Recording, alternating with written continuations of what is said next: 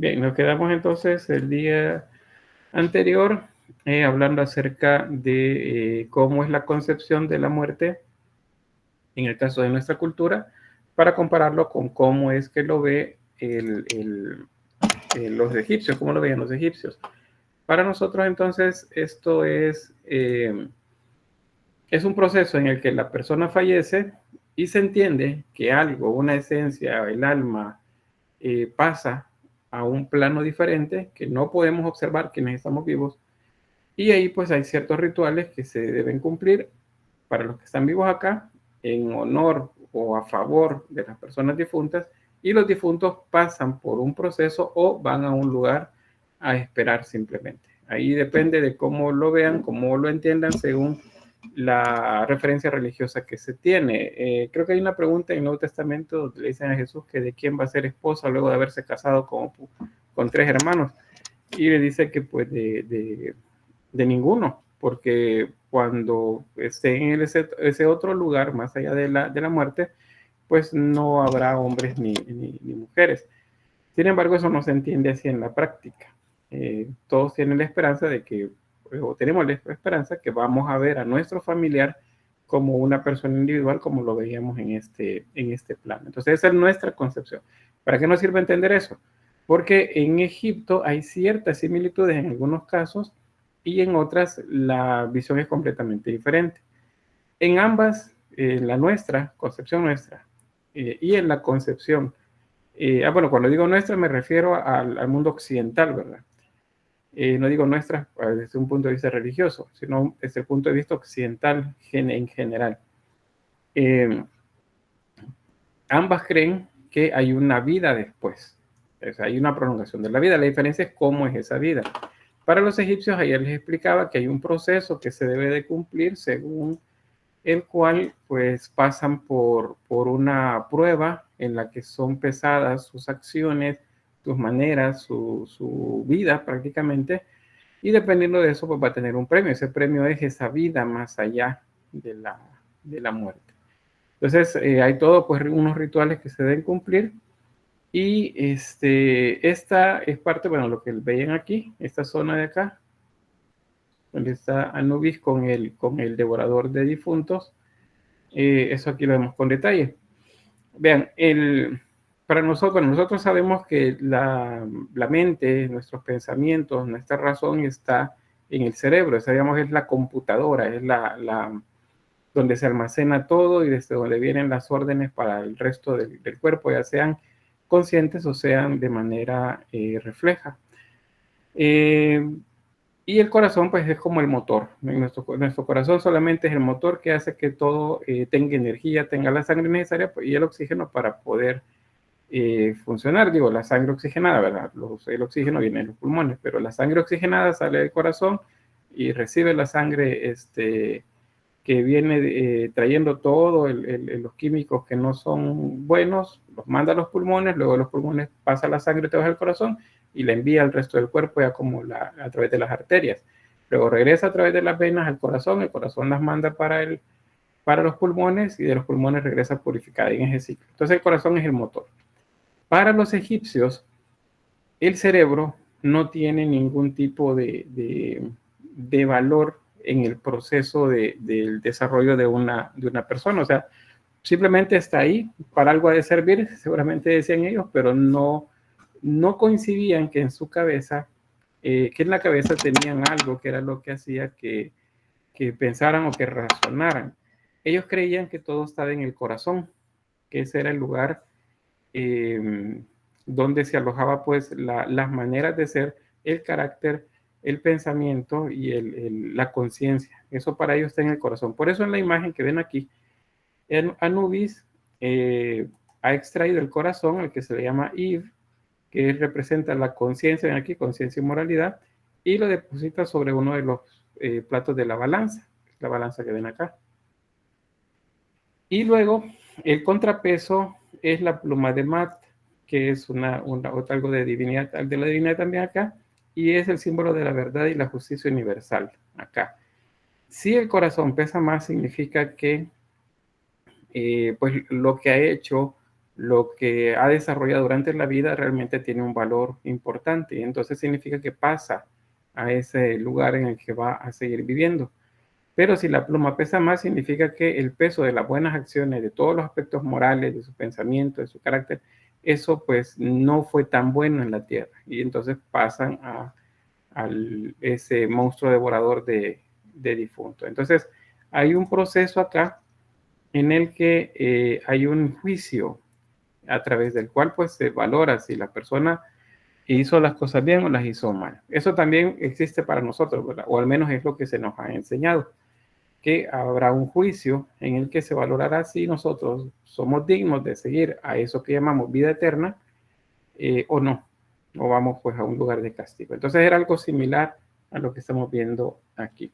Dentro de ese proceso, en el que creían ellos que existía vida después de la muerte, en el caso nuestro es a través de la resurrección, en el caso de ellos era, les mencionaba en la clase anterior, como si pasáramos de una habitación de nuestra casa a otra habitación, que simplemente estamos pasando de un plano al otro, pero seguimos siendo nosotros. No es que nos separa, nuestro cuerpo se separa del cuerpo. Para ellos, esa separación que la había era temporal, era solamente mientras los rituales estaban dando, pero después el aliento, la esencia del difunto tenía que entrar al cuerpo. Y una vez estaba en el cuerpo, entonces se preservaba para la eternidad. Por eso que había tanto ritual alrededor de las tumbas de los faraones, o en general pues de quienes creían en esa religión, porque el cuerpo debería de preservarse. Si algo le pasa al cuerpo, entonces significa que esa vida posterior a la muerte va a terminar. Por eso los dos faraones garantizaban que sus tumbas fueran grandes, fueran poderosas y tuvieran la seguridad suficiente para mantener sus cuerpos. Hay un proceso para preservar el cuerpo, porque acuérdense, sin el cuerpo esa vida posterior no es posible. Entonces, a partir de las primeras etapas de desarrollo de la cultura egipcia, comenzaron a desarrollar un tipo ¿cómo se llama eso?, de procedimiento a través del cual el cuerpo se preservaba para ese descanso físico que implicaba la vida después de la muerte para los difuntos. A eso se le llama la momificación. O sea, los cuerpos se momificaban de manera que los cuerpos no se destruyeran. Acá no es como otras culturas, ¿verdad?, que incineraban los cuerpos, otros los metían, bueno, los que veíamos en las culturas paleolíticas o neolíticas, que colocaban los cuerpos en tumbas de foso. Solo le colocaban un ajuar de herramientas alrededor, le ponían tierra, piedras, y el cuerpo pues ahí se desintegraba. En este caso no, el cuerpo tiene que preservarse. Y eso se hace a través de la momificación, que era un proceso largo, pues alrededor de 70 días, todos los rituales que tenían que ver con la momificación. Aquí tenemos el inicio del procedimiento. Les mencionaba que el cerebro no es importante para ellos, por lo tanto, pues no lo preservaban. Perdón, Mónica, lo que tiene la mano levantada. Ah, sí, de que en las tumbas de los faraones también se les colocaban joyas y un montón de artificios, y eso era porque se creía, si no me equivoco, que todo ese material que ellos tenían en las tumbas se lo podían llevar más allá, incluyendo joyas, dinero, perlas, etcétera, porque se supone que esa era una ofrenda para que en el más allá pudiera vivir como vivía en el plano terrenal. Muy bien, gracias. Ese también es un buen dato. No era solo que pasaban a vivir ¿cómo se llama?, a esa prolongación de la vida en un plano diferente al nuestro. Si vivían, pues iban a necesitar todo lo necesario. Si tenían lujos, pues iban a necesitar lujos también allá. Eso es diferente a lo nuestro, ¿verdad? Que a nadie lo entierran con nada de las joyas ni el dinero que pudo haber guardado en vida, sino que eso sirve para que los hijos se peleen después. No, eso se lo colocaban, y él se suponía, en la creencia de ellos, que ellos seguían gozando de todo eso en la otra vida. Déjenme ver, bueno, estaba aquí con lo de la cabeza de este personaje, ¿verdad? El cuerpo tiene que preservarse lo más posible, significa que no puede deformarse. Entonces, ¿cómo hacer para sacar el cerebro sin que eso implique abrir la cabeza? Pues ellos con una herramienta de cobre o de bronce la calentaban y la introducían por la nariz, y luego eso rompían la base del cráneo donde está depositado el cerebro, y a partir de eso comenzaban a aplastarlo, a molerlo, licuarlo, no sé cómo le quieran decir, y luego lo vaciaban, es decir, lo iban sacando para sacarlo del cerebro, porque no les interesaba, para ellos no era nada importante el cerebro, entonces lo sacaban. Y luego colocaban arena, serrín, sales aromáticas y otras cosas, pues para rellenar el espacio y que se pues, sirviera también en el proceso de la momificación, del disecado del cuerpo. Luego, los órganos los sacaban. Si ellos no creían que el corazón era el motor, digamos, el que si nosotros se nos detiene el corazón, nos morimos, ¿verdad? Eso sabemos. Para ellos no estaba ahí ese motor. Para ellos el motor era el hígado. Y el hígado entonces el que preservaban mucho más, el que tenían como la mayor atención. Los órganos debían sacarse de manera completa, sin daño, y luego colocarse en los llamados vasos canopos o canopes, que son esos que ven acá. ¿Qué órganos eran? Pues el hígado, les decía, para ellos el más importante. Y bueno, ya les voy a mostrar ahí los otros, pero el intestino, el estómago, pulmones, y los colocaban luego pues en un sarcófago pequeño.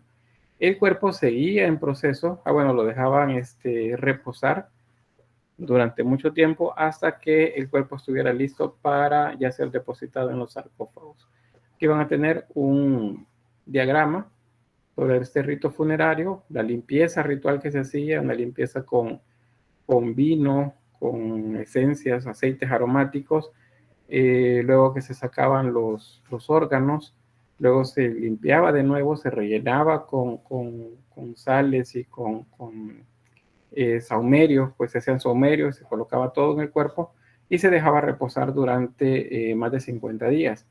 Luego otra vez seguía el proceso. Bueno, en esos 50 días que estaba en reposo se recubría con natrón, que es una solución que lleva carbonato sódico. El bicarbonato de sodio también era otro de los elementos que utilizaban para disecar el cuerpo. Lo cubrían, después pasaba unos 50 días, entonces iban otra vez, retiraban de esas sales y lo volvían a lavar. Lavaban, y entonces ya comenzaba el proceso de colocar los vendajes encima del cuerpo. Esos vendajes, por cierto, podían ser kilómetros y kilómetros de vendajes. No crean que era solamente un poquito, no ve. Era bastante. ¿Y por qué? Es que el cuerpo tiene que preservarse. O sea, el cuerpo no le tiene que pasar nada, porque si algo le pasa al cuerpo, el difunto allá en ese otro plano va a dejar de existir. Les voy a mostrar otro diagrama por acá. Déjenme ver. Aquí está. Este es de una revista National Geographic. Y bueno, acá lo que nos muestra es un taller de momias, porque así se llamaban. Los talleres de momias eran lugares que se dedicaban, pues, todo este rito mortuorio. En nuestra cultura, las funerarias son las que tienen que ver con eso de la muerte, ¿verdad? Hay un difunto y dice, mire, quiero que lo preparen. Eso pues es sacarle líquidos, colocarle otros elementos para preservar el cuerpo 1 o 2 días nada más. En otros casos es extraer todas las vísceras, igual colocar unas inyecciones de algunos químicos para preservarlo durante un par de días. Y bueno, pues eso es lo que lo hacen actualmente. En esta época, pues habían talleres dedicados para esto. Y había todo tipo, así como ofrecen en este caso la caja presidencial, la no sé qué, la Quick y la no sé qué otra cosa. Hay como niveles, ¿verdad? En la funeraria, según sea lo que se pague, así es el servicio que dan. Entonces igual era con eso de la momificación. Alguien pagaba o tenía dinero para pagar pues mucho, pues seguramente eran los mejores aceites y sales para preservar el cuerpo. Pero si alguien tenía pues lo básico, había un kit por ahí sencillo que le servía también para lo mismo. Entonces ahí está Esto se lo voy a compartir luego en el grupo de Facebook. Creo que está en el aula virtual también, pero esa pestaña todavía no se las he activado.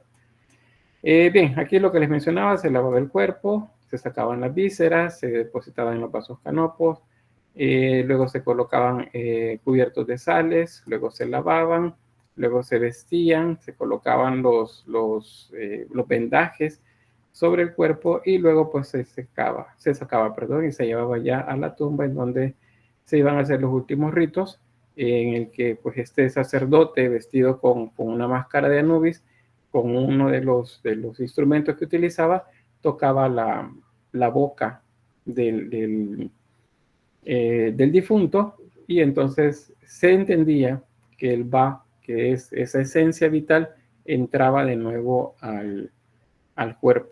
Eso es el procedimiento que se hacía con eso de la momificación.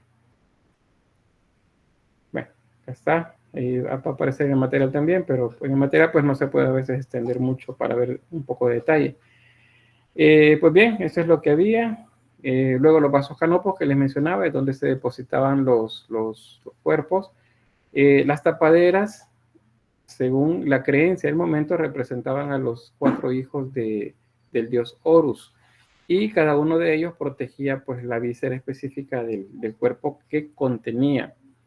Ahí van a tener, pues están los vasos canopos con la representación de cada uno de estos hijos de Horus, y aquí aparece el nombre. La cabeza humana es Amset, y la diosa se suponía que lo protegía era Isis, y acá se guardaba el hígado. Acuérdense, el hígado es el órgano más importante, sería el equivalente del corazón, como lo entendemos nosotros actualmente.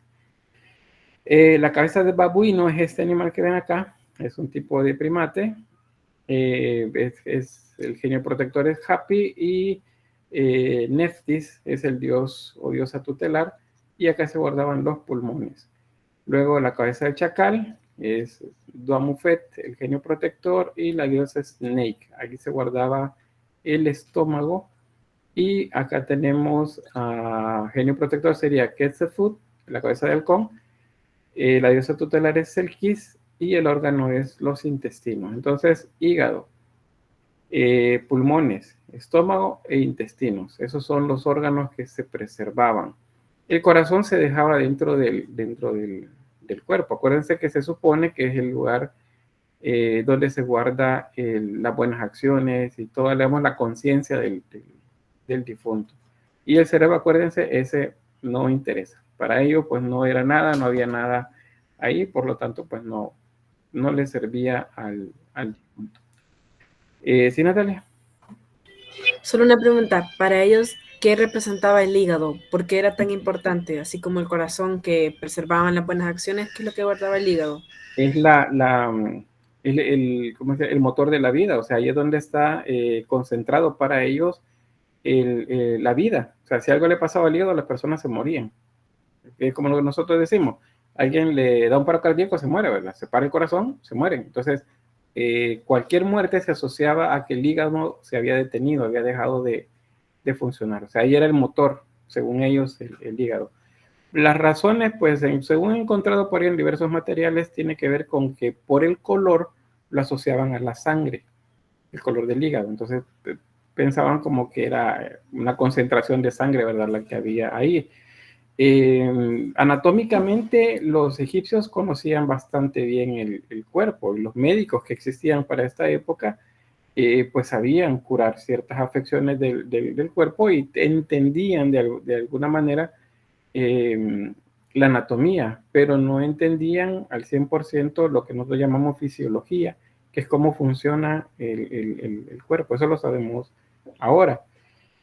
Y por eso sabemos, ¿verdad? Cuando alguien muere y dice, murió de un paro cardiorrespiratorio, fíjense que ese término es uno de los más mentirosos que hay. Digo como una explicación, ¿verdad? Porque si se murió es porque seguramente le dio un paro cardiorrespiratorio. ¿Pero qué significa eso? Que se le detuvo el corazón y que dejó de respirar. Es que todas las personas se mueren si se les para el corazón y dejan de respirar. Entonces, cuando en una constancia de defunción dice paro cardiorrespiratorio, es seguro que no están diciendo por qué fue que se murió. O lo que a veces dice asociado a, y ahí aparecen otras causas. Esas son realmente causas de la muerte. El producto de esas causas fue que se detuvo el corazón y dejó de respirar.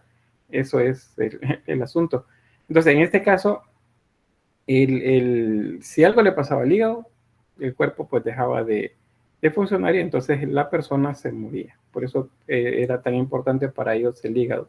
El corazón, para ellos, como les repito, era donde se guardaba las buenas obras, las buenas acciones, eran las maneras de ser, el comportamiento de cada persona estaba en el corazón. Todavía, de hecho, así decimos, ¿verdad? Esta tal persona es de mal corazón, que asociamos al corazón con esos aspectos del comportamiento, del carácter, de las maneras de ser, que eso está más bien en el cerebro, ¿verdad? No está en el corazón. Todavía decimos, no, es que te quiero con todo mi corazón. El corazón, ¿verdad? Pues el corazón fisiológicamente, pues es el que nos da que sería el que nos permite que el resto del cuerpo funcione. Pero ahí es entonces el dato. Aquí aparecen así un tanto más despacio, con otras imágenes de vasos canopos. Aparecen los nombres de los vasos canopos y qué es lo que se guardaba en cada uno de ellos. Si vieron la película La Momia, la 1, ahí pues aparece que este personaje, la momia que anda ahí reencarnando, lo que está buscando son los vasos canopos, porque eso se lo han distribuido los supuestos arqueólogos. Entonces los anda buscando y cada vez que obtiene uno se reincorpora parte de su cuerpo, ¿verdad? Se recupera parte de su cuerpo. Es porque pues los órganos se supone están ahí. Bien, dicho todo esto, ya vimos sobre la religión, la sociedad, el modo de vida, y bueno, los aspectos también en general de la ubicación geográfica y la ubicación temporal. Todo eso que les acabo de decir es contexto. Hoy les voy a hacer un poco más de énfasis siempre en eso porque hasta ahorita no hemos hablado de arte. Solo les he mencionado tal vez algún ejemplo, pero no hemos hablado de arte como tal. Todo lo que estuvimos hablando, todo lo que me estuvieron preguntando, todo lo que estuvimos viendo es contexto. O sea, eso se refiere a la cultura en general. Entonces, cuando en el examen, que es la siguiente prueba evaluada que viene, ustedes les diga cuál es el contexto, entonces ustedes tienen que hablar de la sociedad, la religión, la economía, la política. Pero aquí ahora hablamos de política, es que si estamos hablando de un faraón, estamos hablando de aspectos políticos, estamos hablando de ubicación dentro de la sociedad de quienes tienen la jerarquía de poder. Sobre la sociedad vimos la pirámide social, ¿verdad? La base de la familia, y así otros aspectos. Entonces, no se equivoquen con eso. Es sencillo una vez lo entendemos, pero si no lo hemos entendido, entonces va a costar. Y yo les digo, ¿a qué cultura pertenece la imagen que se les muestra? Y es una pirámide lisa. Y me dicen Egipto. Y la segunda pregunta es, ¿cuál es el contexto? Y me ponen, ¿las pirámides eran utilizadas como tumbas? No, es que ahí no se está preguntando para qué servían las pirámides. Se está preguntando cuál es el contexto de la cultura que me acaban de decir. O sea, la segunda pregunta tiene relación con la primera. ¿A qué cultura pertenece? Egipto. ¿Cuál es el contexto? Tienen que hablarme de Egipto en general. ¿Cuál es después dice la tercera, cuáles son los aspectos formales de la obra que se le muestra? Ahí sí tienen que hablarme de arte. Si es una pirámide, entonces me dicen, es un edificio o es un tipo de arquitectura funeraria que tenía estas y estas características. Si lo hacen así, van a tener 3 ítems, perdón, el ítem completo, bueno, y si no, van a tener nota parcial de eso. Si se equivocan en el contexto, pues como que pierdan, digamos, un 30, no, casi siempre es el 40% del ítem. O sea, si el ítem vale 2 puntos, el 40% vale el contexto, el 40% vale las características de la obra y el 20% vale el nombre de la cultura. Me dicen el nombre de la cultura y me hablan en contexto, me hablan de la arquitectura, entonces solamente tienen, bueno, el nombre de la cultura, o sea, el 20%. A veces me dicen, mira, pero ¿y por qué salí tan mal si las únicas malas que tengo son las últimas 3 o las últimas 4? Es que esas 3 o 4 valen la mitad del examen, porque ustedes ahí están explicando, ustedes ahí están llenando textos, están escribiendo. Entonces, de ahí la importancia que sepamos bien diferenciar contexto de características de la obra. Vamos a verlo más adelante, porque como les digo, les voy a estar preguntando un poco más sobre esto, pero pues no debemos de equivocarnos. Vamos ahora entonces a arquitectura. Sobre la arquitectura, pues hay unas condicionantes que existían en Egipto, a partir de las cuales el tipo de arquitectura tiene las características que conocemos, ¿verdad? Que son, al menos lo que ha sobrevivido el paso del tiempo, porque fueron hechos en piedra. Lo que no sobrevivió el paso del tiempo porque estaban hechos en adobe, y el adobe pues se desintegra con la erosión eólica, la fluvial, cuando la había, entonces pues se convirtió otra vez en polvo. Hay dos aspectos importantes que tienen que ver con la arquitectura. El primero es ideológico. La arquitectura es el símbolo del poder del faraón. Entonces, cada faraón cuando llegaba, lo primero que hacía era mandar a construir templos o mandar a construir la tumba, que sería para él, o esculturas que le representaran, o también estos monolitos, obeliscos, los obeliscos, porque ahí se contaban las historias acerca de ellos. Mientras más tiempo duraran estos elementos, la gente iba a hablar más tiempo de ellos. En esa medida, entonces, ellos iban a ser eternos, iban a perdurar durante siglos. Entonces, la arquitectura es símbolo del poder. A eso se refiere que es una condicionante ideológica. Luego, las condicionantes técnicas es que los conocimientos de matemática y técnicos en cuanto, por ejemplo, al uso de palancas, uso de poleas, a veces, como dice acá, desconcertantes para la época, eran conocidos por especialistas en el área. Lo más sencillo siempre va a ser decir que los edificios se construyó de manera extraordinaria. Eso siempre es lo más sencillo. ¿Por qué quiénes construyeron las pirámides? Extraterrestres. ¿Y por qué? Porque es lo más sencillo de decir. Y es más fácil de fantasear con eso que realmente entender qué fue lo que pasó. Ahora, sí hay aspectos que son un tanto complejos de entender a primera, y ese es el por qué las pirámides aparecen en las etapas más tempranas, y en lugar de construirse cada vez mejor en el tiempo, realmente fueron disminuyendo de tamaño, o sea, como si desapareció el conocimiento que permitía que se construyera de manera así grande. Les pongo el ejemplo de Mesopotamia. Lo que los sumerios comenzaron a hacer se fue mejorando con todas las culturas que siguieron. Entonces, los zigurat, por ejemplo, que conocemos de la época persa, de la época de Babilonia, son mucho mejores que los que vimos en Sumeria, porque en esos siglos la tecnología mejoró. ¿Y qué pasa en Egipto? En la primera etapa vemos esas gigantescas pirámides lisas, porque hay otros tipos de pirámides, pero en la medida que pasaron los siglos se fueron haciendo más pequeñas y se fueron haciendo un tanto menos suntuosas. Entonces ahí dice, bueno, ¿qué pasó? Porque ahí así pudieron hacerlo, y a medida que pasó el tiempo, ¿por qué no se siguieron realizando? Una explicación a esto es el costo.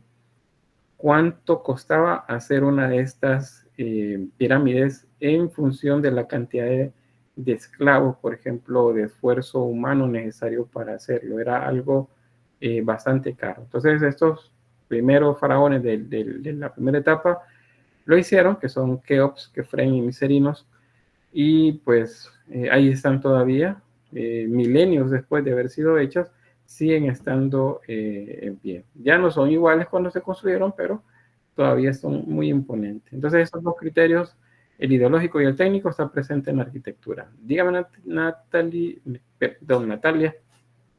No, solo una pregunta. Entonces se podría decir que como contexto para las pirámides Se podría decir que entran dentro de la arquitectura que era para causar poder, ya que la arquitectura era como parte de interpretar el poder del faraón.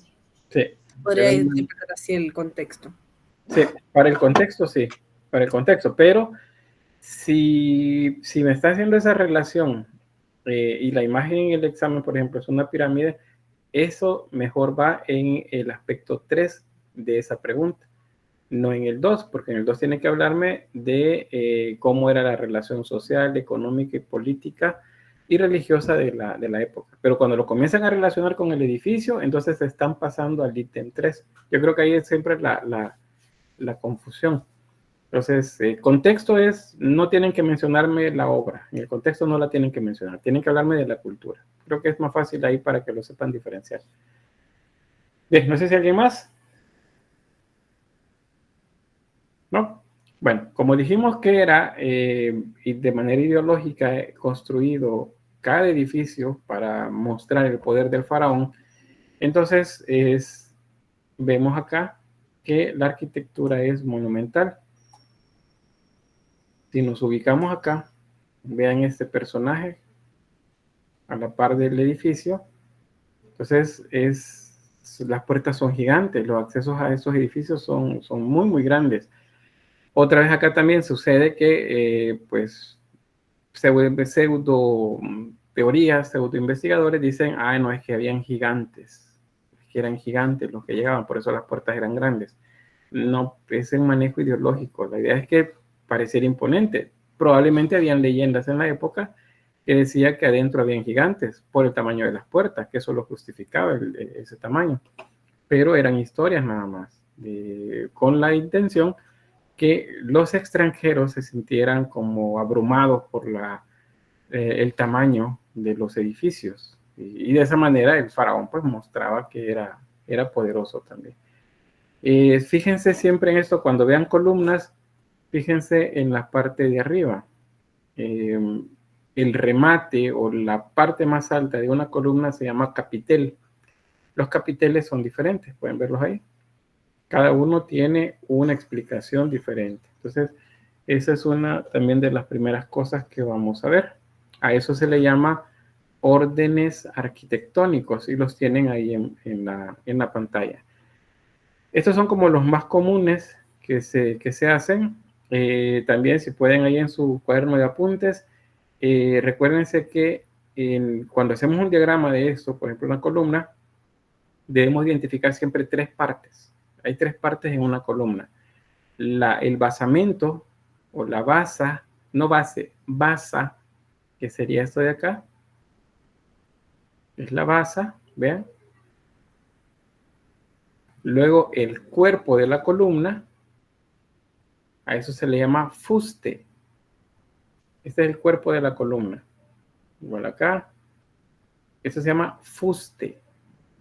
Y el tercer elemento, que es el remate, la parte más alta, a eso se le llama capitel.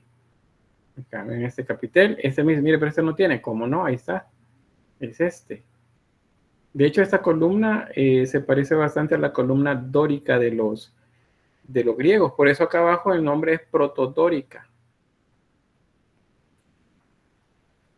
Pero bien, les voy a mostrar así despacio. Ven, ya tenemos las 3 partes. Acuérdense, basa, fuste, capitel, la parte alta. Bien, este primero que ven acá tiene forma de una campana puesta hacia arriba. Por eso se llama campaniforme. Ese es el nombre, campaniforme, porque parece una campana puesta hacia arriba.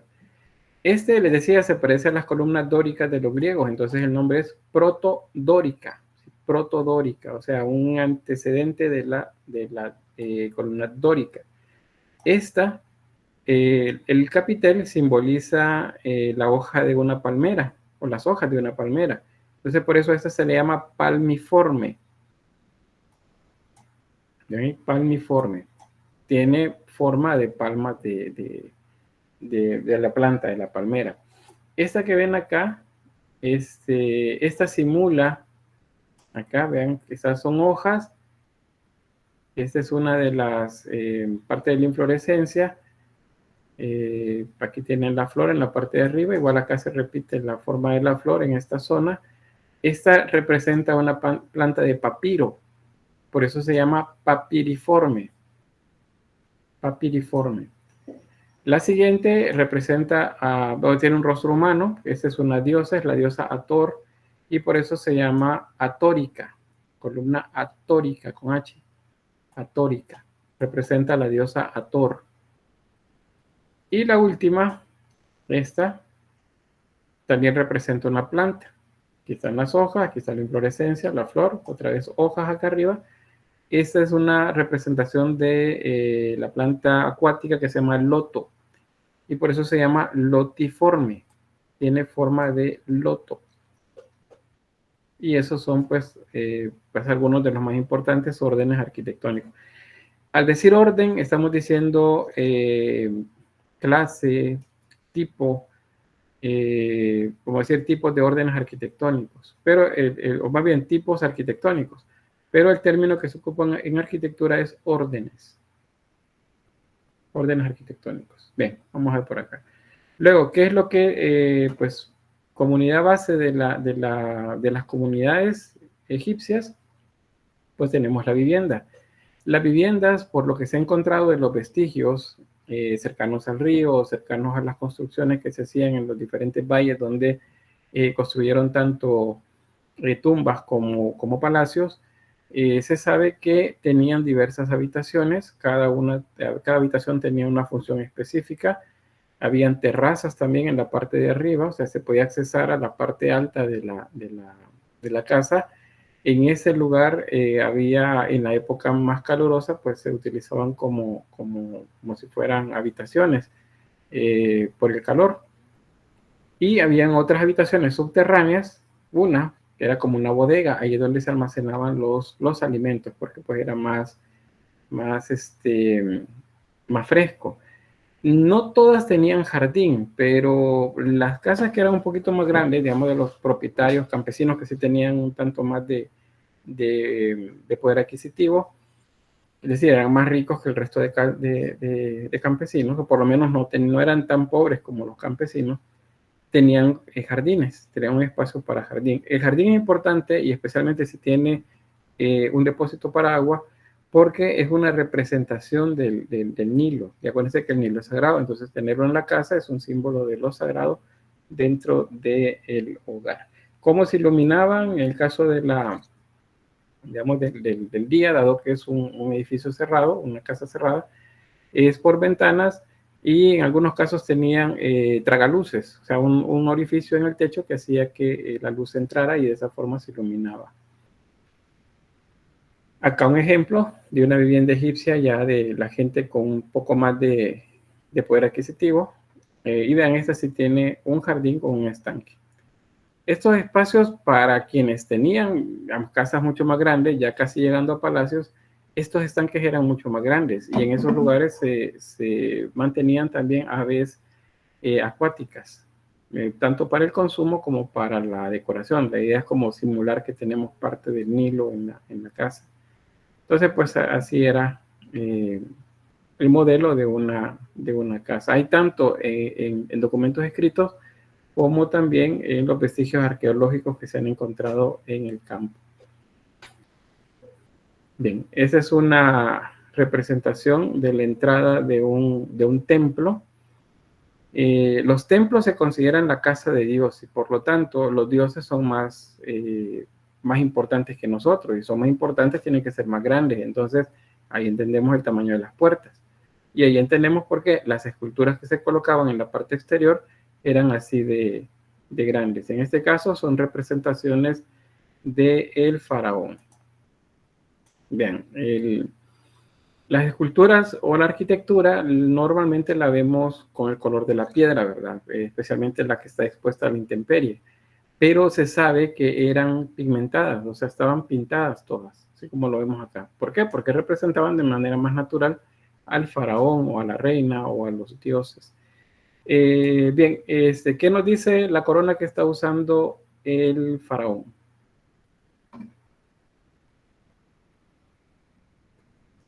Dígame, Cecia, y luego Alexandra, Mónica Alexandra.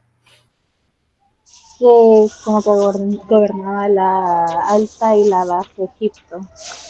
Pero lo que decimos el Alto y el Bajo Egipto. Muy bien, Cecia y luego Mónica. Porque, si no mal recuerdo, creo que la blanca representaba a una y la roja representaba a la otra. Y cuando llevaban las dos significaba que representaba a ambas. Muy bien, gracias. Y la que está abajo, eso que tiene alrededor de la cabeza, el rostro y que le cuelga hacia el pecho. Esa era la corona tradicional, la cotidiana, podríamos decir, mientras que la otra que es roja con ese aditamento blanco, significaba que gobernaba ambos reinos, por decirlo de una manera, o ambas partes. Muy bien, está bien, ahí estamos bien. Entonces eso deben manejarlo muy fácil. El Nemes es este de acá, el Nemes, este que es como rayado, y es la corona de diario.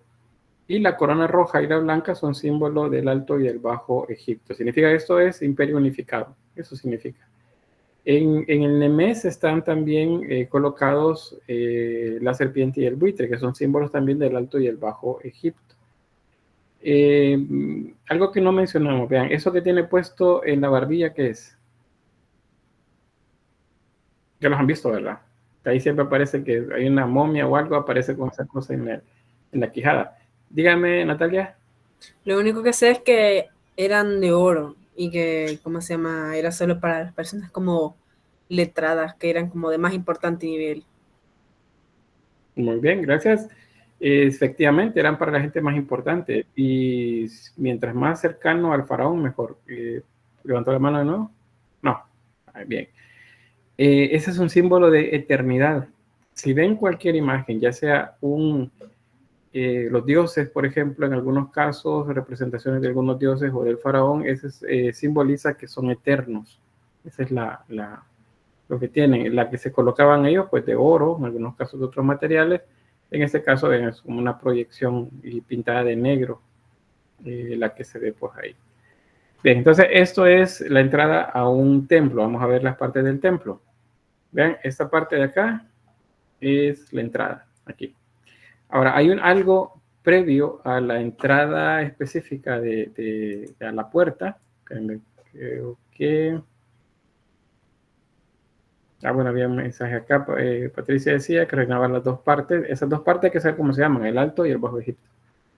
Dios del Bajo y el Alto Egipto. Muy bien. Barba divina, creo que se llama. Sí, una barba, símbolo de la divinidad y por lo tanto de la eternidad. Bien, entonces les decía, a los templos se llegaba a través de una calle a la que se le llamaba Avenida Dromos. Ya le voy a mostrar por ahí otro más, pero aquí se le señala, Avenida Dromos. La Avenida Dromos estaba custodiada por esculturas de esfinges. Acuérdense, las esfinges son genios protectores. Eso lo vemos en Mesopotamia y también se mantiene acá. Entonces las esfinges estaban cada distancia hasta llegar a la puerta. Y luego en este caso tiene colocados dos obeliscos. Los obeliscos son monumentos conmemorativos en la que están inscritos pues las hazañas de los faraones. Luego se llega a esas dos torres que están a la entrada, eso se llaman pilonos. El nombre, pilonos. Cada uno de estos dos acá, que ven aquí y ese otro de por acá, que solo se ve una parte, miren estos de acá, esos se llaman pilonos. Luego de los pilonos tenemos la llamada sala y petra. Esta pues consta de un peristilo también y de una columnata. Las columnatas son pasillos llenos de columnas, es una columnata. Vean, la sala y petra era el lugar público en algunos momentos del año, dependiendo de las festividades que se hacían. O sea, la gente común podía pasar en medio de las esfinges y podía llegar únicamente hasta acá, hasta esta sala. Si tenían pues el privilegio, a ojos de ellos, de ver al faraón, pues sería acá, en esta zona. Luego, la sala hipóstila es un lugar donde hay altares y está hecho para que los sacerdotes pues tengan ahí interacción y se realicen rituales hacia las divinidades.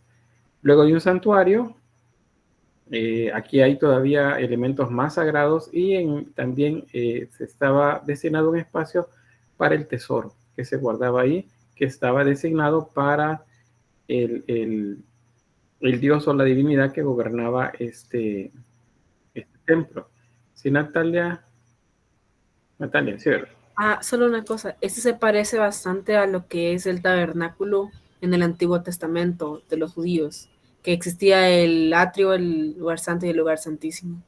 Bien, eso es porque pues los hebreos fueron influenciados tanto por mesopotámicos como por egipcios, ¿verdad? Entonces, de ahí es donde vienen pues esas ideas. No es que al 100% se lo inventaron todo, por eso hay similitudes entre ellos. Bien, ahora, esta es solamente la parte central. Ahora viéndola en contexto. En contexto significa qué es lo que hay alrededor. Y eso es lo que había alrededor de un templo. Noten que todo es un recinto amurallado. ¿Por qué es así? Porque deben de protegerse de cualquier enemigo que los quiera atacar o de cualquier tipo de perturbación externa con el pueblo. Por ejemplo, hay hambruna afuera, pues allá ellos vean cómo hacen. Esta es una ciudadela prácticamente la que existe. La que dice Génesis. Va, eso ahí no hay problema, Génesis. Ahora todo está bien por ahí y luego ve la clase entonces en la grabación. Bien, entonces les decía, acá está la avenida Dromos. ¿Ven? Donde dice el número 1. La avenida Dromos, los obeliscos, los pilonos, las esculturas relativas al faraón o algunos dioses también. La sala en la que se puede accesar nada más en el templo, la gente común. Luego las zonas en las que es el faraón y los sacerdotes quienes pueden estar. ¿Qué más hay acá? Están los graneros dedicados a la divinidad, son los lugares sagrados prácticamente, esos que ven acá. Ahí se guarda el grano para los dioses. Ahora, sabemos que los dioses no comen ni beben, ¿verdad? Pero se les dedicaba a ellos el alimento que se producía, la mejor parte de la cosecha. ¿Quiénes se lo comían? Pues los sacerdotes, la familia de ellos, el faraón y la familia de ellos. Eran los que se alimentaban de mejor manera en este lugar. Acá hay un estanque también, vean que es bastante grande. Era tanto para la limpieza ritual, digamos, se hacía como un baño ritual para poder ingresar a ciertas partes del templo, o también eran lugares en los que se criaban animales para el alimento también, las aves estas como patos, por ejemplo. Todo eso entonces estaba por acá. Los números que ven ahí, bueno, el puerto sagrado, perdón, me escapaba esta parte. Hay otra avenida Dromos adentro que da hacia un puerto. Este puerto es privado. Es el lugar a donde llegaba la barcaza del faraón cuando se dirigía a través del Nilo, desde el palacio hasta llegar al templo. Él no se mezclaba acá con la gente, sino que entraba de una manera exclusiva a los templos. Y venía del Nilo. El Nilo se consideraba pues ese enlace con las divinidades. Bien, esos números que tienen ahí aparecen acá. Ahí para que los tengan para estudiar. Ahí aparecen cada una de las partes que están numeradas aquí. Bien, este es uno de esos templos que difieren un tanto de lo que les mostraba en la imagen anterior. ¿Y por qué? Porque estos son hechos en la montaña. O sea, estos se hicieron dentro de la montaña. No se hicieron afuera, en lugares planos, cerca del río. No, estos se hicieron adentro. Entonces, a eso se le llama hipogeos. Ese es el nombre de estos. Son hipogeos. Y los hipogeos tienen las mismas características, los mismos compartimentos de los edificios, el vestíbulo, la sala hipóstila, el santuario, con la imagen de la divinidad, el muro inclinado que representa los pilonos y la escultura del faraón en la entrada. Pero todo esto era excavado en la roca, directamente en la roca. O sea, esto se hacía el corte en la piedra para construir pues hacia adentro. Y vean que la construcción es completamente monumentales. Este entonces se llama hipogeo. Luego las tumbas. Ves las mastabas, las pirámides escalonadas y las pirámides lisas. Estos son tres tipos de tumbas que existían. Tenemos como la idea de que la única que existía era esta que les estoy señalando, esta que ven acá. Estas se llaman pirámides lisas, pero esa es una de tantas que se hicieron. En el orden, desde las primeras tumbas que se hicieron, pues era la mastaba. Esa es una pirámide truncada, se llama, significa que le falta la parte superior. Y las pirámides escalonadas son una sucesión de mastaba, o sea, una mastaba sobre otra más pequeña encima, otra más pequeña encima, hasta elevar en altura la pirámide. Y las lisas, que son pues el tipo más, que sería más conocido por nosotros. Bien, ¿preguntas hasta acá? ¿Preguntas con eso? ¿No? ¿Sí, Mónica? ¿Tenían algún significado el tipo de pirámide? O sea, que aquí está escalonada y la pirámide, o es literalmente la estructura. O sea, la forma responde a la estructura, pero el símbolo es el mismo. Primero deben ser el espacio de resguardo del faraón para la vida eterna, para esa parte de extensión de la vida que van a tener. Internamente los compartimentos van a variar según sea la forma, pero básicamente la idea es como imitar la forma, aquello que se acerca hacia el cielo, es decir, irse elevando hacia la bóveda celeste, sería este caso. Vamos a verlos uno por uno. Ahí lo vamos a ver por acá. Esa es una mastaba. Acá. Esta es una mastaba. Ven que es como la base de una pirámide. Por eso se le llama pirámide truncada. Truncado es que le falta la parte de arriba. Esta tenía compartimentos tanto en la forma que se observa como lo que no se observa acá, porque la mastaba es solamente la parte superior de toda la estructura. Estas, por cierto, no eran construcciones que estaban individuales. Bueno, de hecho, ninguna de las pirámides estaban hechas separadas de otras estructuras, sino que eran parte de un complejo mucho más grande, el que se llamaba necrópolis, o la ciudad de los muertos, una necrópolis. En la necrópolis habían pirámides, habían diversos tipos de tumbas. Pueden haber tumbas de hipogeo también, tumbas de foso, porque pues no toda la gente tenía la posibilidad de mandar a hacer una mastaba, ¿verdad? O una pirámide. Había gente pues que de origen pobre, que también les enterraban, les hacían procedimientos un tanto más sencillos para preservar el cuerpo y los colocaban en tumbas de foso. Pero pues la mastaba es como la de las más conocidas. En esta, bueno, aquí aparece la descripción, que es lo que hay en el lugar. El Serdab, que es la cámara de las ofrendas o capilla de las ofrendas. Luego tenemos el pozo subterráneo, donde estaba ubicada la tumba propiamente. En el caso de la capilla, ahí estaba una estatua de algo que se llama Ka. El Ka es el doble visualmente del difunto. Es decir, que la imagen que vemos ahí no es como algo conmemorativo al difunto, sino que se entiende que es el difunto mismo el que está presente en esa estatua.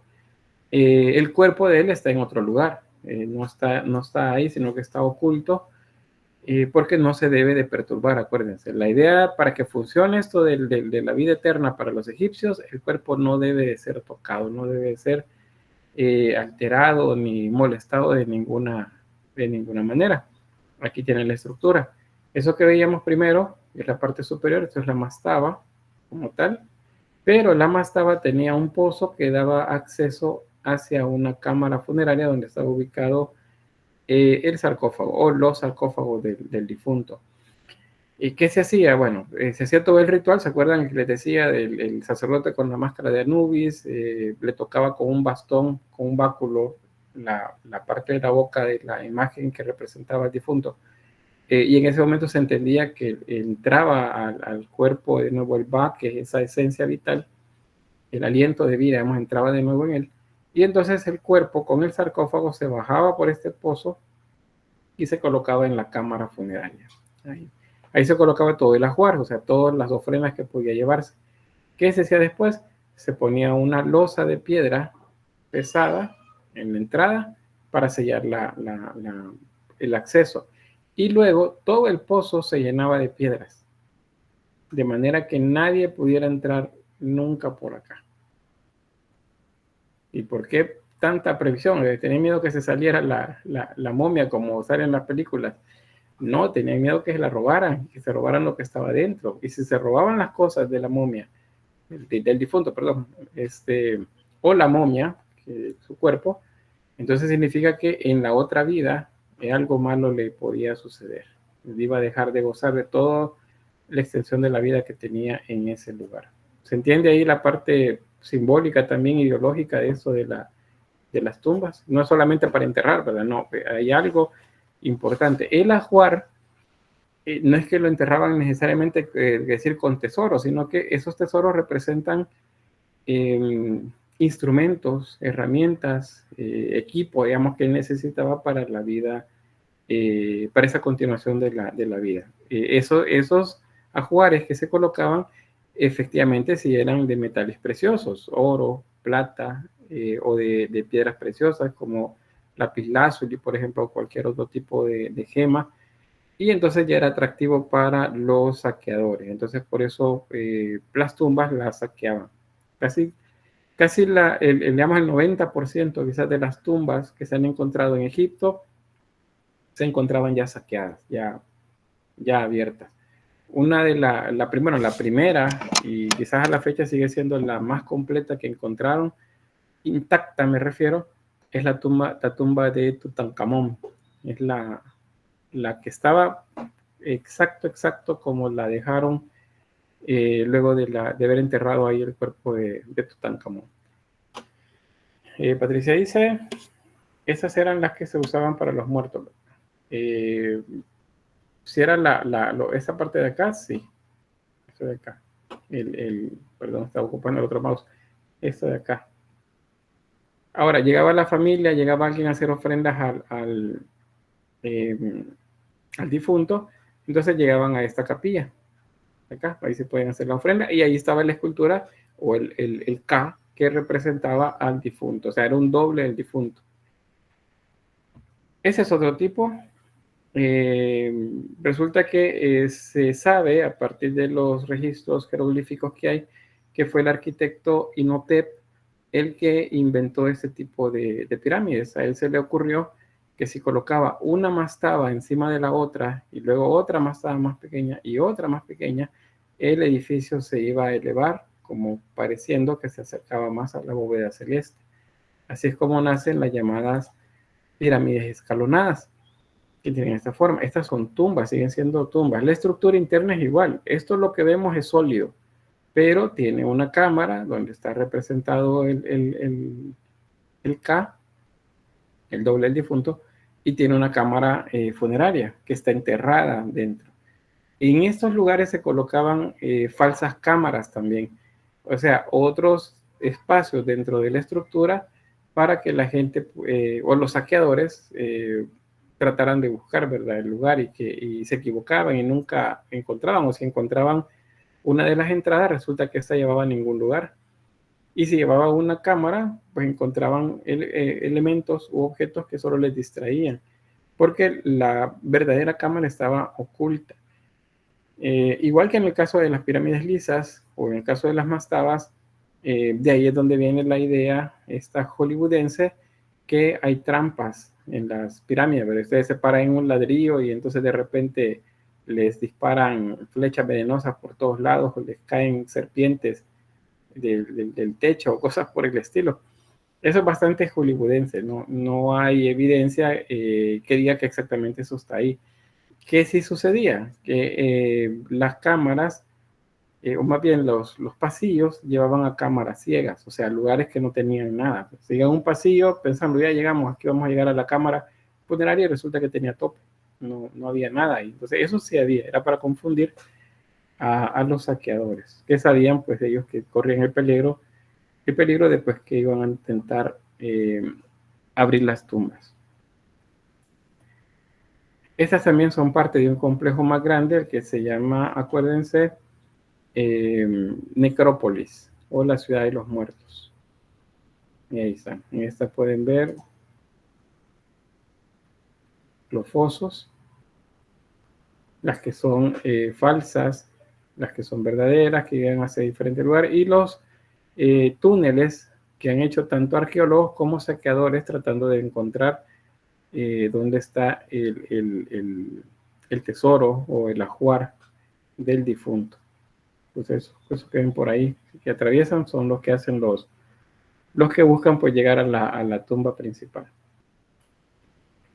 Bien, ese es otro tipo también de tumba, su pirámide. Quizás solo un dato antes, porque no está de más que lo que se mencione, porque son de las cosas con las que nos desinforman en estos canales supuestos de historia o de ciencia, cuando hablan acerca de la relación que hay entre este tipo de pirámide y las pirámides en América. ¿Notan que se parecen? ¿Sí o no? Sí, ¿verdad? Bueno, las nuestras no tanto, ¿verdad? Pero las nuestras no están completas. De hecho, Tazumal, ni siquiera Tazumal es así como lo conocemos, sino que a Stanley Box, que es el arqueólogo, se le ocurrió que era de esa forma, porque él pensó que era así, y la reconstruyeron de esa forma, la estructura. Y luego hubo una época de lluvia, un año hubo mucha lluvia y resulta que una parte se cayó. Y entonces cuando se cayó vieron que lo que estaba abajo no correspondía con lo que estaba encima. Significa que lo habían hecho diferente. Es uno de los errores que tenemos ahí en Tazumal. México, nos dice por acá, un poco atical, dice también Natalie y Nicole, que se parece. Bueno, a México, dice Nicole. Okay, creo que son mensajes. Pues bien, sí se parecen, sí hay similitud, eso muchos le llaman paralelismos culturales, son desarrollos o respuestas a las que llegan las culturas aunque no se conozcan entre sí, pero pues los que les gusta fantasear bastante con eso dicen que no, pues que alguien les enseñó a hacer las pirámides y por eso todas se parecen, las de allá y las de aquí, aunque no tengan relación. Pero acuérdense, estas son tumbas. Las que hay en América son más bien observatorios astronómicos, o sea, tienen una representación más bien vinculada a la observación del tiempo, no a tumbas, es decir, no son tumbas.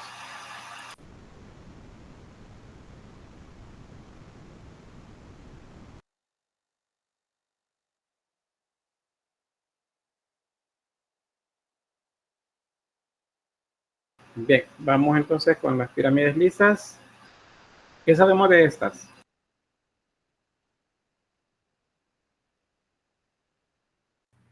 ¿Alguien que me ayude? ¿Qué sabemos de las pirámides lisas? Vean que hay unas pirámides escalonadas acá al frente.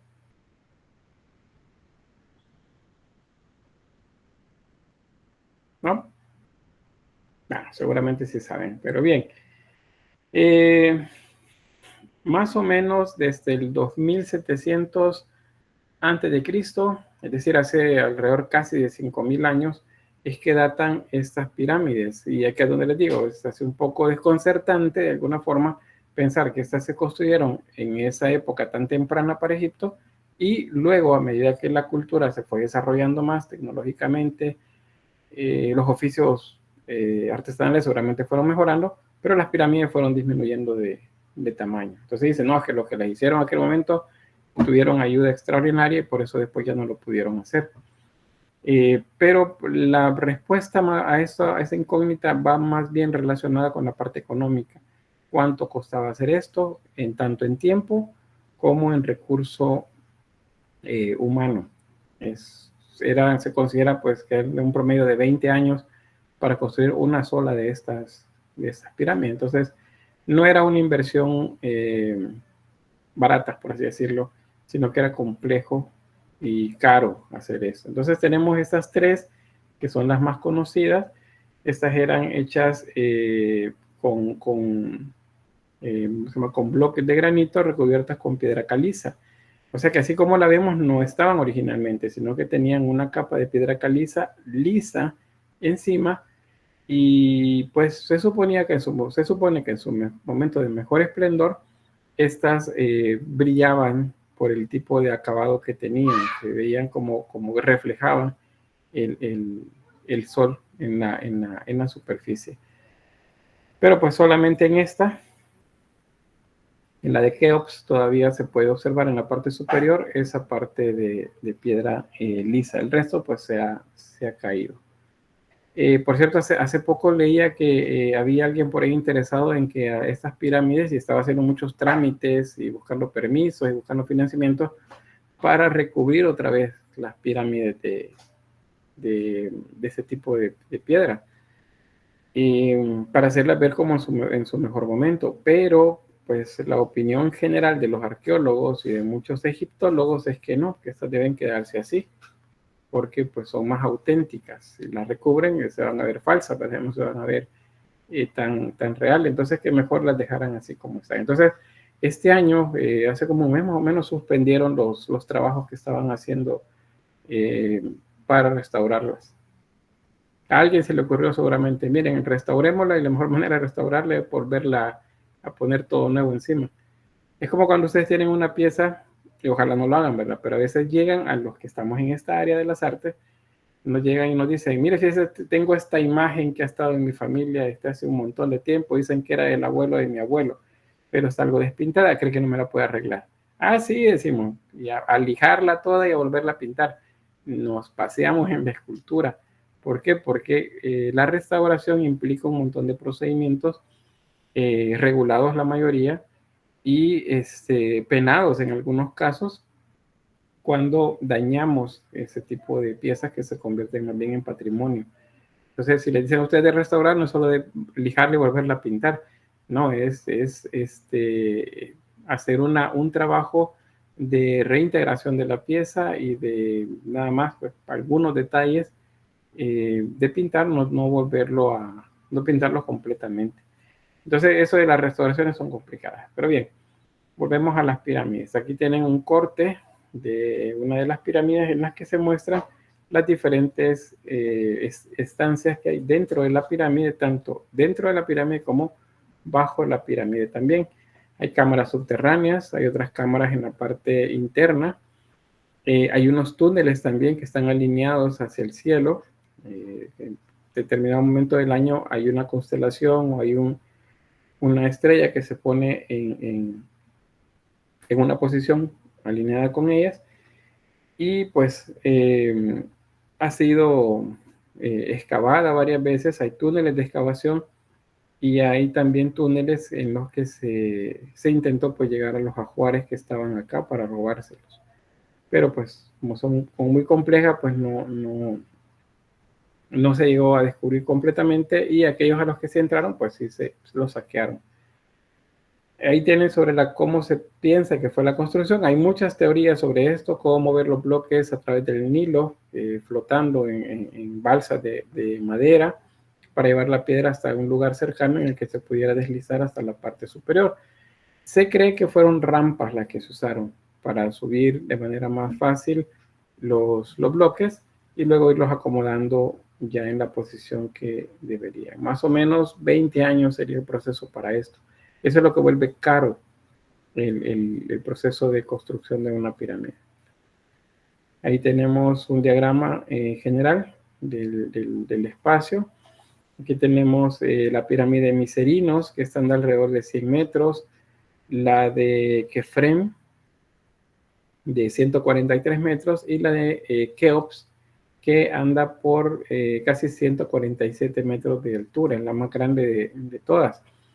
La de Keops se sabe que ha perdido alrededor de 13 metros de altura. Eso es por la erosión y en algunos casos también parte de la manipulación las personas, pues intentando descubrir algo de lo que había acá. Cerca del complejo de las pirámides está la Esfinge también. Les voy a mostrar este recuerdo.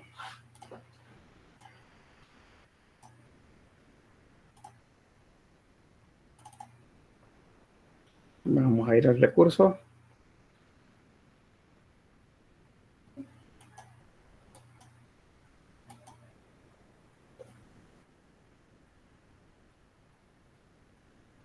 Bien, vamos a ir a Giza.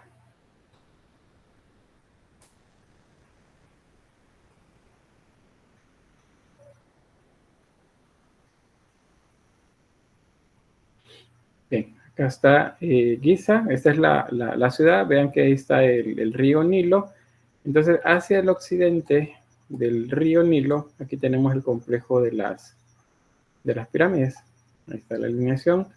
Esto podemos bajar de nuevo nuestra Esfinge. Vamos a ir por acá.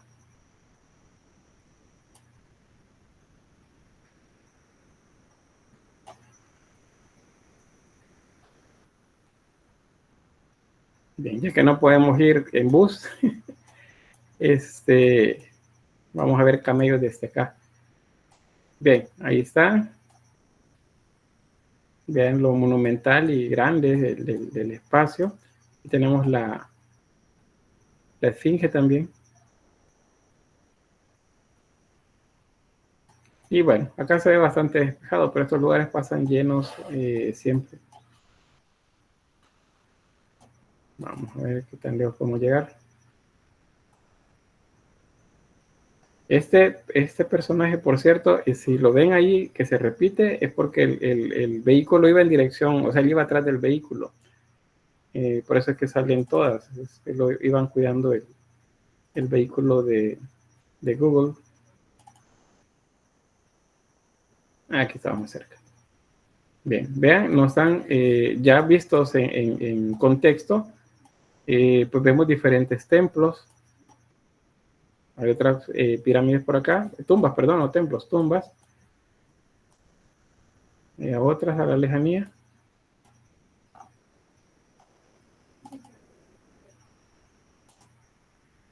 Ya vamos a encontrar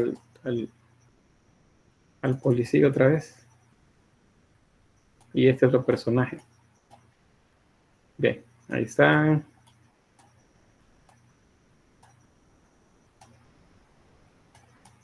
Y ahí vamos a salir. ¿Qué pasó acá?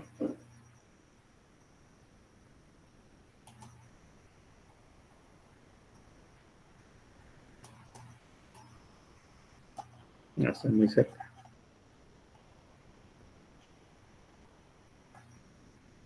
Bien, acá tenemos la vista. Ustedes ya despacio en su casa, en su computadora o alguna tablet, porque creo que con el celular se puede, pero es más pequeño, ¿verdad? Ahí pueden dar un vistazo a todas estas zonas que quiero bajar.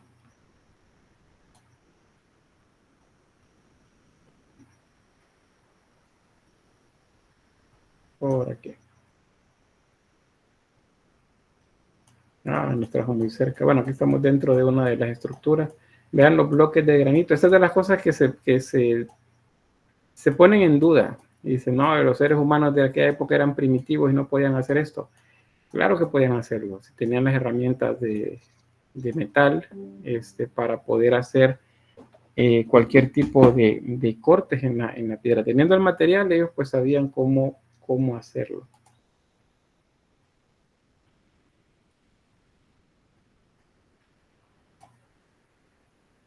A ver, acá.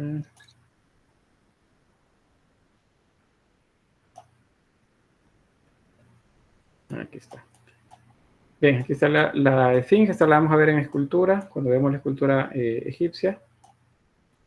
Ahí pues tenemos el espacio. Vean, esto es se está deteriorando siempre por la erosión eólica, que es la que produce el viento. Entonces, pues, desde que fue descubierta, como se dice, se sacó de las arenas donde estaba completamente cubierta, entonces pues se ha seguido deteriorando. Y vean que es parte del mismo complejo donde están las pirámides. Bueno, hay un montón de extranjeros y extranjeras.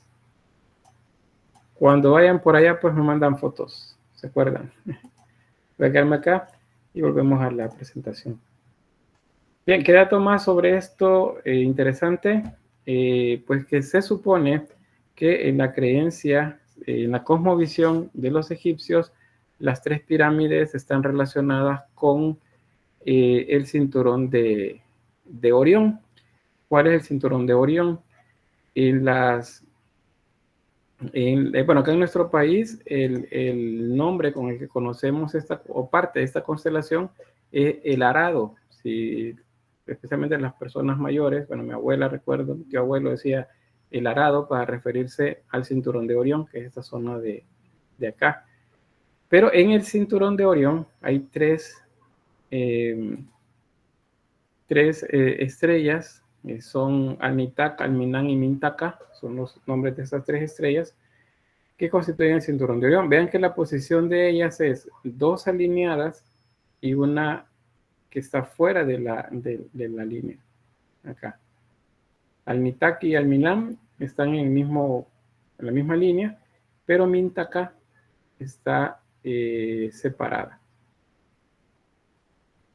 Acá. Entonces, correspondería a esta constelación. Ahí está, mismo que vemos por ahí. Y esos serían se supone, las 3 pirámides. Vean que 2 están alineadas y una no. Tiene la misma posición del cinturón de Orión. Por eso es que se hace como más todavía misterioso, ¿verdad? Le agregan un montón más de misterio a esto de las pirámides. Déjenme por acá. No había presupuesto. Esas son las pirámides de Giza. Sí. Natalia dice, un viaje de campo a Egipto patrocinado por la UES. En las condiciones en las que están la UES, bueno, ni en las mejores condiciones creo que nos mandan allá. Pero sería muy bueno. Vean, luego veo gente que ha pasado por esa materia como estudiantes y los veo que andan por allá. Y digo, bueno, qué chivo que van a darse una vuelta. Nomás se pueda, hay que ir a estos lugares. Hagamos el viaje como un parcial, dice. Imagínense lo caro que saldría esto. Y después van a decir que yo les ando vendiendo paquetes turísticos. Sale mejor estudiar que ir a Egipto. Sí, sale mucho mejor. Pero en la medida que ustedes puedan y cuando puedan, pues vayan a esos lugares. Ahorita, vean, esta imagen es más reconocible para nosotros cuando estamos cuando vemos el cielo estrellado, esta. Y a esto es a lo que en nuestra cultura se le conoce como el arado, porque tiene esa forma de un arado. Está ¿cómo se llama esta? La nebulosa de Orión, es esta. Esta es vista a simple vista, fíjense. Bueno, teniendo unos buenos lentes o los ojos bastante buenos, se puede ver esta nebulosa. Dígame, Carolina. Lick, entonces, así solo puedes tirar un dato, o más bien pregunta. Entonces, se podría decir que en Egipto, en la cultura egipcia, todo lo que tenía que ver con los astros, las estrellas, todo lo que de astrología, entonces también era importante para ellos. Sí, en general sí. Y lo vemos representado en estas tumbas. Ah, ok. Gracias. También hay algunas de esos como canales o pasajes dentro de las pirámides que dan al exterior que en una vez al año también se alinean con las estrellas estas de Orión. Entonces, por eso dicen que tienen bastante relación con las pirámides. Pero bien, bueno, otro tipo de tumbas que ya les había mencionado son los llamados hipogeos. Esto es el nombre, pues, escríbanlo también. O sea, las tumbas, Carolina va a decir algo más. Bueno, Carolina va a decir algo. ¿No? No. No, Lick, solo eso. Ah, bueno. Las pirámides, acuérdense, la mastaba, la pirámide escalonada y la pirámide lisa. Y luego siguen los hipogeos. Los hipogeos es el nombre genérico, pero sirve para designar tumbas o también templos. En este caso es una tumba, ¿ya? De las que corresponden al Valle de los Reyes, por ejemplo. Que una vista diferente. ¿Ven? Había parte que se construía, se agregaba, pero el resto se excavaba dentro de la tumba. Y lo mismo, tenía diferentes espacios para colocar el ajuar, para colocar la cámara, la cámara funeraria donde se colocaba el sarcófago, o los sarcófagos, porque no solamente uno el que se ponía, sino que eran varios. Y pues se trataba de preservar lo más posible. Y había un espacio para que la familia del difunto llegara y colocara las ofrendas que consideraban necesarias, pues ahí mismo. Bien, pasamos entonces a la escultura. Y en lo que la escultura corresponde, pues igual que la arquitectura está vinculada a mostrar el poder de los faraones en la tierra, a mostrarse cómo ellos son de poderosos. Toda era policromada, ya sea que fuese en piedra, en madera o en metal. La escultura siempre se policromaba. Entonces el material o los materiales que utilizaban eran la piedra, la madera policromada, el oro, el barro también, porque había esculturas hechas en barro, arcilla blanca también, que es otro tipo de barro, piedras preciosas o semipreciosas, y el lápiz lazuli. Ese sigue siendo importante. Hay escarabajos, por ejemplo, que se hacen con lápiz lazuli. Acuérdense que para las culturas antiguas, esa piedra preciosa o semipreciosa tiene que ver con la idea de un cielo que cayó y pues dejó vestigios acá en la tierra. Y algunos otros ejemplos. Esto que ven acá se llama terracota.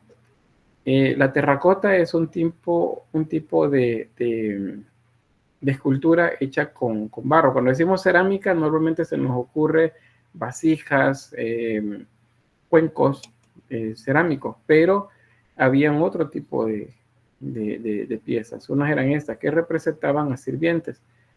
Hay algunos que discuten las teorías estas en las que dicen que pues como ellos necesitan, los difuntos necesitan tener la vida en ese otro lugar fuera de este plano con las mismas necesidades y las mismas que sería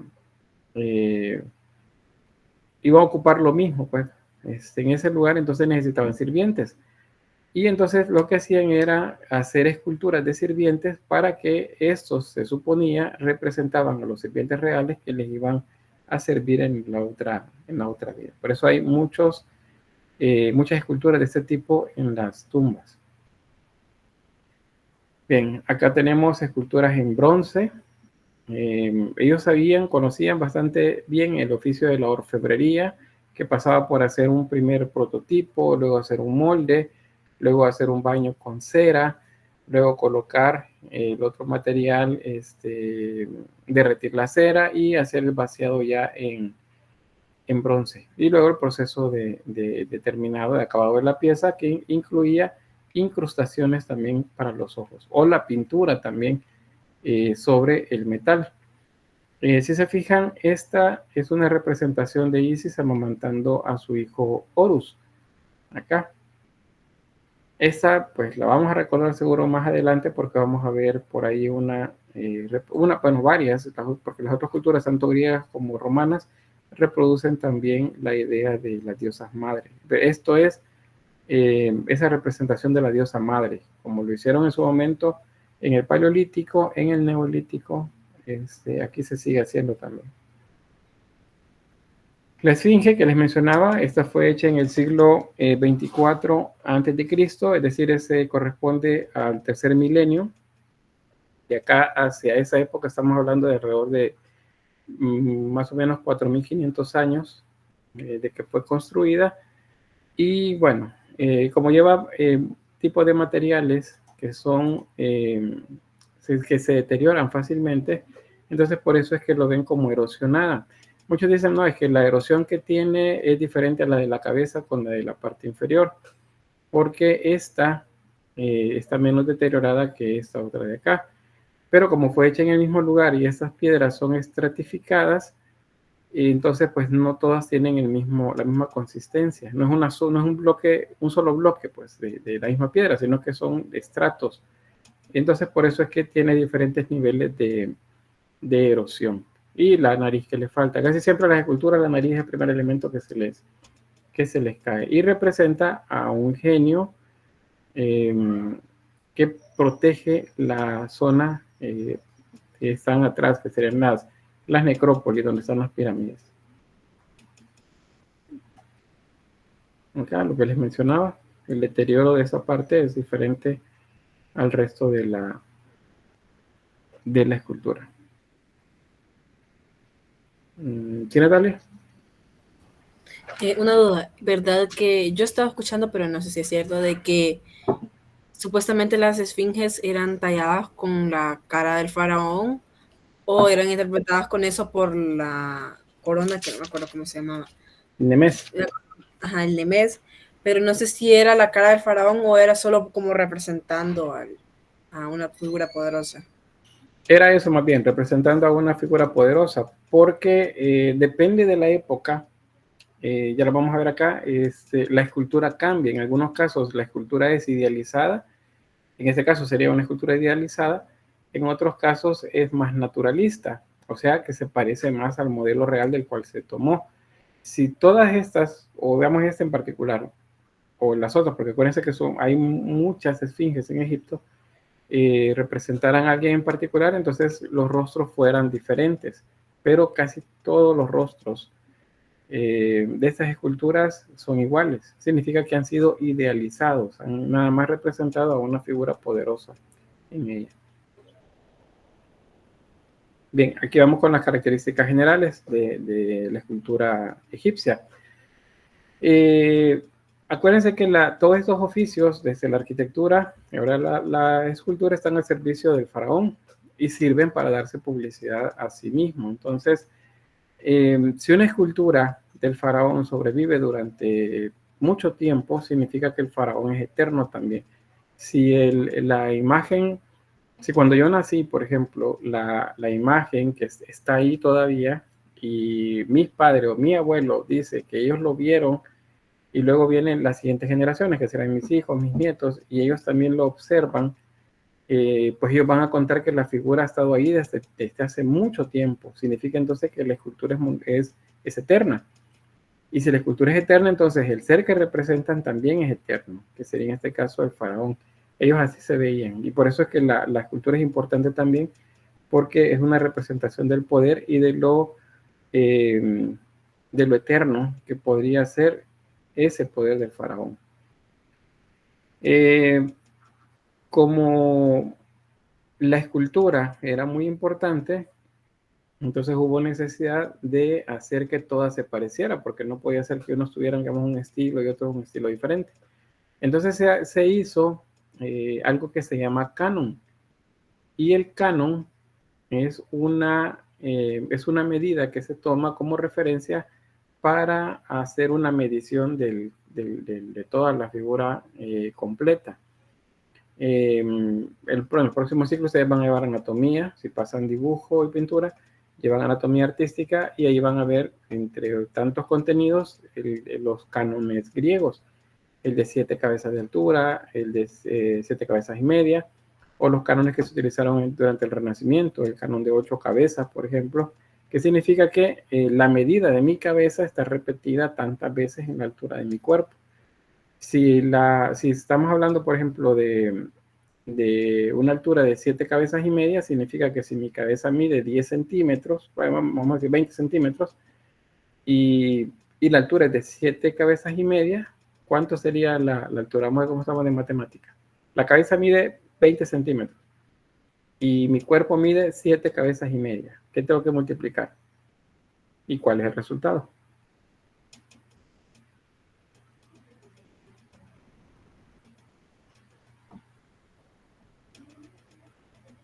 ¿No? 160. ¿Era 160?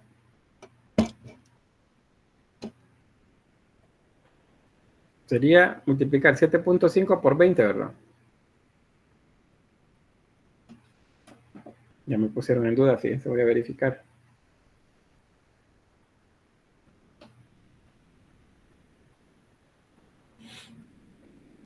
Si la cabeza mide 20 centímetros, lo multiplico por 7.5, es 150. Es 150. Uh-huh. Esa sería la altura entonces del cuerpo. Ahora bien, ¿qué tal si la cabeza mide 1 metro? Y el canon es de 7 cabezas y media. ¿Cuánto sería la altura total? Bueno, Mónica dijo 150 por ahí en la primera. Pero si la cabeza mide 1 metro, ¿cuánto sería la altura total del cuerpo?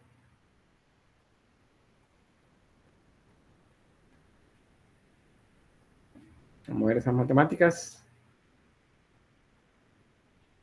¿No? Bueno, serían 750. Más bien serían 7 metros con 50 centímetros. Ahí está, ahí dice Alessandra. Gracias. Justamente 7 metros con 50 centímetros. Ahora, los egipcios utilizaron otro tipo de canon. Ese era nada más para que entendiéramos cómo funciona el canon.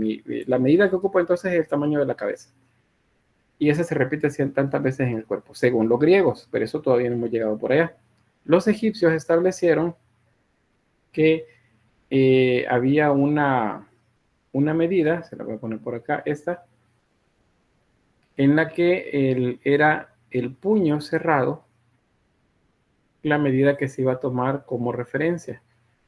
Y el total de puños cerrados, o el total de puños en la altura del cuerpo, era de 19. Eso significa que si por ejemplo, el puño cerrado mide 10 centímetros, significa que la figura completa egipcia tenía que medir 1,90 m de altura. Si la mano medía 1 metro, entre el puño cerrado, 1 metro, entonces la escultura debía de medir 19 metros de altura. Entonces, de esa manera, ¿qué es lo que lograron ellos? Uniformar el tipo de imagen que estaban representando, tanto en la escultura como en la pintura también. El de la par es el canon de Polícleto, que es el que les mencionaba, de 7 cabezas y media, pero eso pues lo vamos a ver cuando trabajemos con los griegos. Vamos a volver por acá. La ley de la frontalidad. Eso significa que la mayor parte del cuerpo va a ser representado de frente, especialmente cuando hablemos de relieves. Y cuando hablemos de escultura, de bulto redondo, la figura siempre va a estar viendo de frente. Eso se llama frontalidad, estamos viendo de frente. No va a ser así como que yo estoy viendo para allá, ¿verdad? Nunca se va a representar así. Siempre se van a representar viendo de frente. Y en el caso de los relieves, hay una ley, hay un orden que hacen en el que la cabeza está de perfil, pero los hombros están de frente. Traten de hacer eso, o sea, pongo los hombros acá, de frente, estoy viendo de frente a la cámara, pero la cabeza está viendo hacia un lado. Eso sería. Y el ojo está viendo de frente. Entonces, se rompe la perspectiva en el cuerpo, que es el escorzo, se rompe y entonces la imagen se vuelve más geométrica. Eso también fue otro de los reglamentos, digámoslo así, que pusieron para que la escultura y la pintura fuera igual en todo Egipto. Vamos a ver por acá. Ahí tenemos lo que les mencionaba. Los hombros están de frente. La cabeza está de perfil.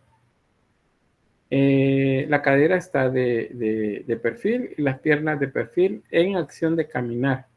Siempre están caminando. El lado izquierdo para ellos es el que consideran como más importante. Lo asocian bastante al ¿cómo se llama? Al corazón, que es donde están ubicadas las buenas acciones.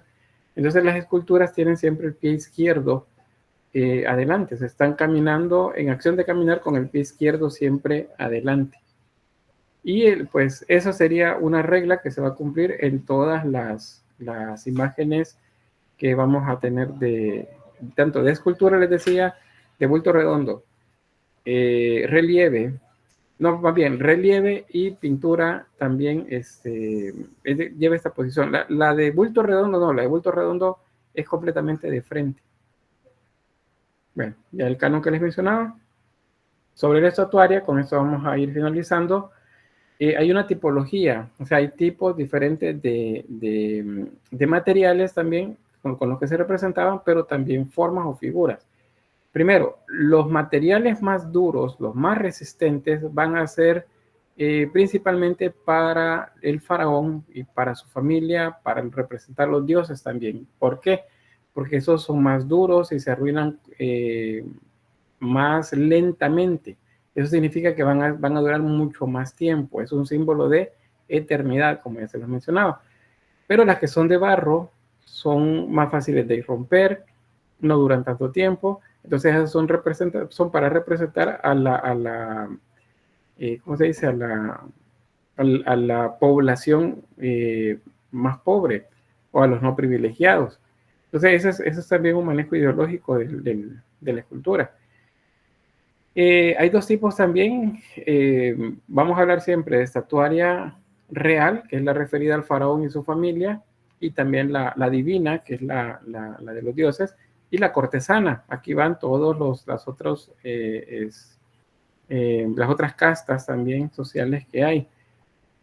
Por ejemplo, en la cortesana tenemos escribas, sacerdotes, contables, ediles. Los ediles son como los alcaldes actualmente. Y están representados en las tareas cotidianas que ellos realizaban.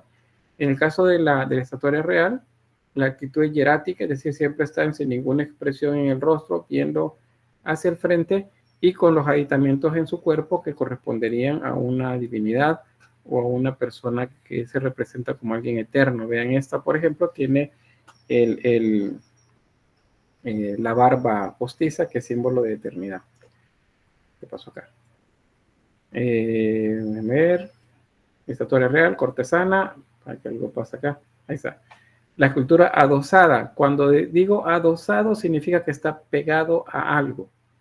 Si digo la escultura del faraón está adosada a la pared, significa que está pegada a la pared. O sea, yo no puedo caminar atrás de ella porque está pegada a la pared. En este caso, las esculturas están pegadas a pilares.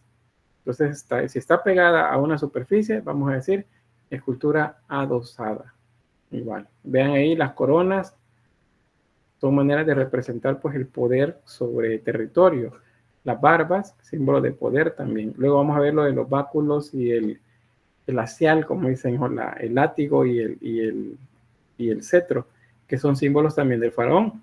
¿Se han fijado que tiene las manos aquí sobre el pecho y en un lado tiene algo que parece ser como un látigo y en el otro tiene como un instrumento de los que usan los pastores? Pues esos dos tienen algo que ver también con la representación del poder. El látigo significa que él es el rey, es quien manda, es quien gobierna y nosotros somos pues sus sirvientes.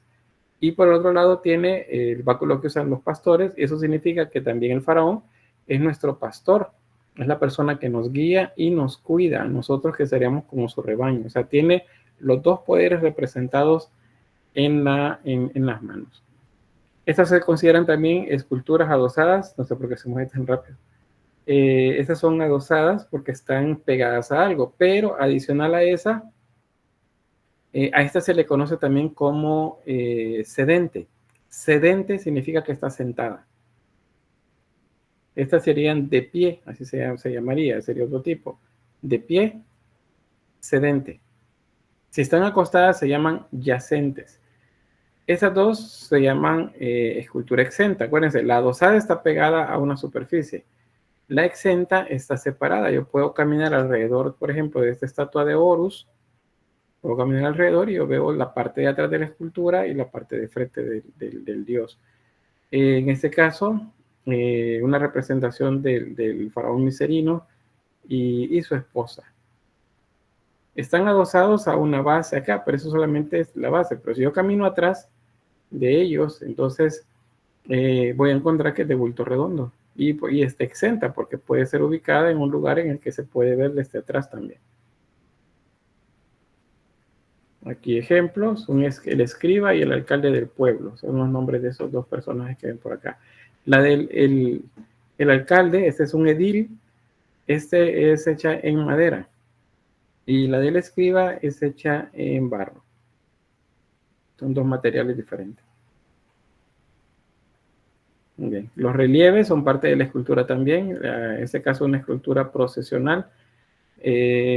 Representa una de las barcas sagradas y lleva a los sacerdotes pues en hombros. Esos son sirvientes los que ven en la parte inferior. Bien, esto como vamos a ver un poquito más despacio, la escultura pues según cada una de las etapas, porque hay que verlo despacio, no podemos correr. Voy a quedarme hasta acá, voy a tener la grabación en este momento y pues no sé si hay alguna pregunta, la contestamos ya fuera de grabación. ¿Hay preguntas?